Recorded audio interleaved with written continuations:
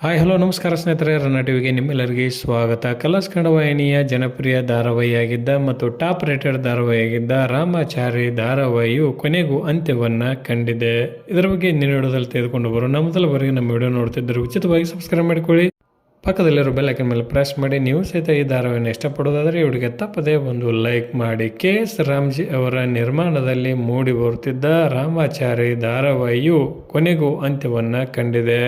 2022 ಜನವರಿ 31ರಿಂದ ಆರಂಭಗೊಂಡಿದ್ದ ಈ ಧಾರಾವಾಹಿಯು ಕಲರ್ಸ್ ಕನ್ನಡ ವಾಹಿನಿಯ ನಂಬರ್ 1 ಧಾರಾವಾಹಿಯಾಗಿ ಹೊರಹೊಮ್ಮಿತ್ತು ಮತ್ತು ಅನೇಕ ವಾರಗಳ ಕಾಲ ಮೊದಲನೇ ಸ್ಥಾನವನ್ನು ಮುಂದುವರಿಸಿಕೊಂಡು ಹೋಗಿತ್ತು. ಅನೇಕ ಪಾತ್ರಗಳು ಬದಲಾವಣೆಯನ್ನು ಸಹಿತ ಈ ಧಾರಾವಾಹಿ ಕಂಡಿತ್ತು. ಈ ಧಾರಾವಾಹಿಯಲ್ಲಿ ನಾಯಕರಾಗಿ ಋತ್ವಿಕ್, ನಾಯಕಿಯಾಗಿ ಮೌನಾ ಗುಡ್ಡಿಮನಿ ಅವರು ಅಭಿನಯವನ್ನು ಮಾಡಿ ಜನರ ಮೆಚ್ಚುಗೆಯನ್ನು ಪಡೆದುಕೊಂಡಿದ್ದಾರೆ.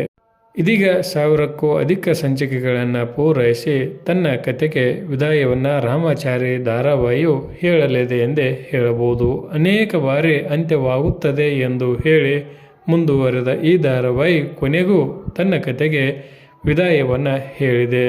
ಈ ಧಾರಾವಾಹಿಯ ಅಂತ್ಯದ ಬಗ್ಗೆ ನಿಮ್ಮ ಅನಿಸಿಕೆ, ಅಭಿಪ್ರಾಯವನ್ನು ತಪ್ಪದೇ ಕಮೆಂಟ್ ಬಾಕ್ಸಲ್ಲಿ ತಿಳಿಸಿ. ಧನ್ಯವಾದಗಳು, ನಮಸ್ಕಾರ.